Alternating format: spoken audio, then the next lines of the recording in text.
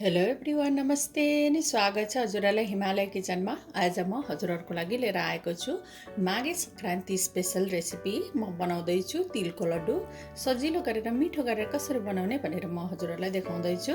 त्यसको लागि मैले यहाँ प्यान तताउन राखिसकेको छु र यसमा मैले राखेँ 200 ग्राम जति तिल। मैले कालो तिल लिएको छु, हजुरहरूले सेतो या अरू कुनै ब्राउन तिल पनि लिन सक्नुहुन्छ। अब तिललाई यसरी राखेर यसलाई केही बेर भुट्नुपर्छ।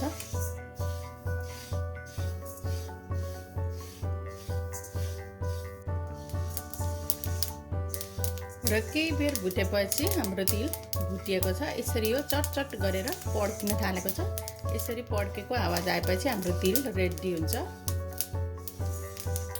अब यसलाई चाहिँ म अर्को प्लेटमा सारेर केही बेरको लागि सेलाउन दिन्छु। ल अब लड्डु बनाउनको लागि मैले यहाँ 400 ग्राम गुडलाई लिएको छु। उबालेर गुडलाई राखेँ। यसमा मैले थोरै पानी पनि राखेँ।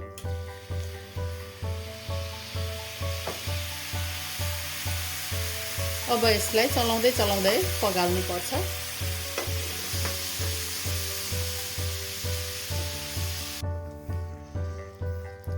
चलाउँदै पकाएपछि हाम्रो गुड यतिको भएको छ, तर अझै पनि यो रेडी भएको छैन।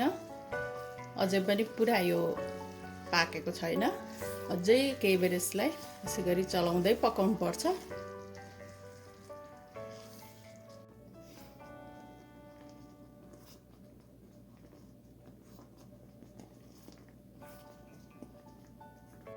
अब झन्डै 25 मिनट जति यसलाई मैले चलाउँदै पकाएपछि हाम्रो गुड चाहिँ लड्डु बनाउनुको रेडी भएको छ। यसरी हामीले छुँदा यसरी च्यापच्याप गर्ने भयो, रेसा जस्तो आयो भने अब हाम्रो गुड रेडी हुन्छ।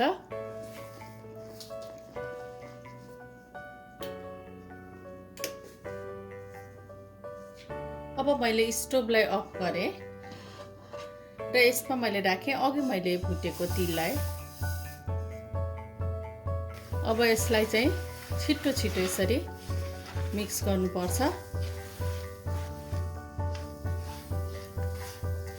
यसमा घिउ पनि हजुरहरूले एड गर्न सक्नुहुन्छ। अब यसलाई 1-2 मिनटको लागि हल्का सेलाउन दिनुपर्छ। धेरै सेलायो भने चाहिँ फेरि लड्डु बन्दैन। त्यसपछि अनि हामी लड्डु बनाउने छौँ।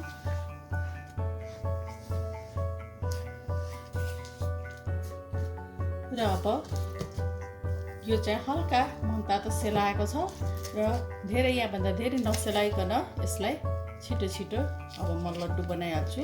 मैले चाहिँ हातमा हल्का पानी लगाएको छु। सेलायो भने चाहिँ फेरि लड्डु बन्दैन।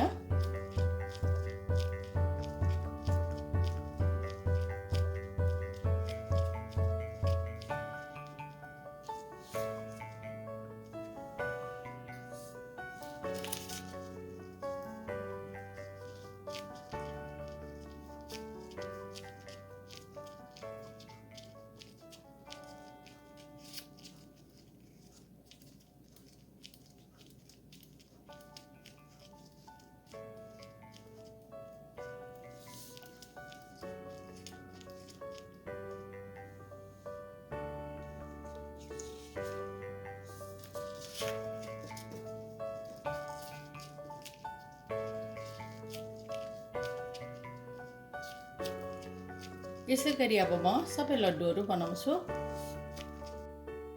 ल एकदमै मिठो तिलको लड्डु अब बनेर रेडी भएको छ खानको लागि। हजुरहरू पनि यसै गरी तिलको लड्डु बनाएर अवश्य पनि इन्जोय गर्नु होला यसपालिको माघे सङ्क्रान्तिमा। हस् त, यो रेसिपी हजुरहरूलाई राम्रो लाग्यो भने हाम्रो भिडियोलाई लाइक, कमेन्ट, सेयर गरिदिनु होला। यस्तै रेसिपीहरूको लागि हाम्रो च्यानललाई सब्सक्राइब पनि गरिदिनु होला। सब्सक्राइब गरिसकेपछि नजिक गरेको नोटिफिकेसन बेललाई पनि अवश्य पनि क्लिक गरिदिनु होला। फेरि पनि यस्तै मिठो प्रकारको रेसिपी लिएर आउने नै छु। हाम्रो भिडियो हेरिदिनु भएकोमा हजुरहरूलाई धेरै धेरै धन्यवाद।